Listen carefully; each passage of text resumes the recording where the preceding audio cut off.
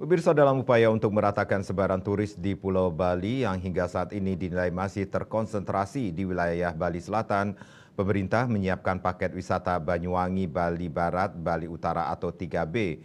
Menanggapi masuknya Bali dalam Forbes Knowledge List 2025, daftar tempat wisata yang dinilai tidak layak dikunjungi karena sudah kelebihan beban pariwisata, Wakil Menteri Pariwisata Nilo Puspa menyampaikan bahwa Bali sebenarnya tidak kelebihan turis.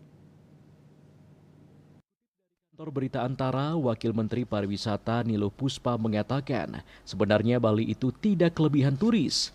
Bali itu memang ada masalah di distribusi wisatawan yang saat ini berpusat di Bali Selatan.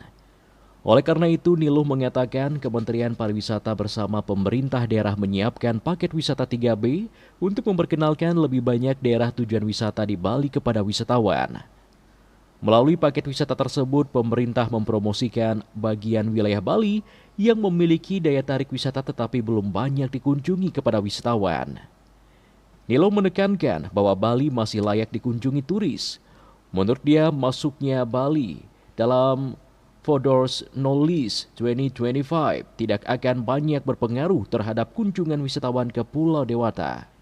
Dia menyampaikan bahwa Bali merupakan salah satu provinsi yang menerima banyak penghargaan di bidang pariwisata pada 2024, termasuk penghargaan desa wisata terbaik dari UN Tourism pada 2024 untuk desa wisata Jatiluwih.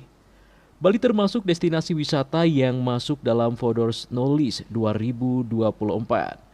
Forbes Travel memasukkan Bali dalam daftar tujuan wisata yang layak dihindari karena menilai perkembangan cepat industri pariwisata di pulau itu telah menimbulkan tekanan besar terhadap lingkungannya.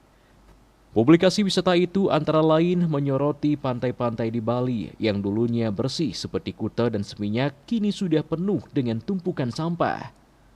Menurut Forbes Travel, pembangunan yang cepat dan tidak terkendali yang didorong oleh pariwisata yang berlebihan telah menimbulkan dampak negatif pada habitat alami Bali, mengikis warisan lingkungan dan budaya, dan menciptakan kiamat plastik. Bali Post melaporkan.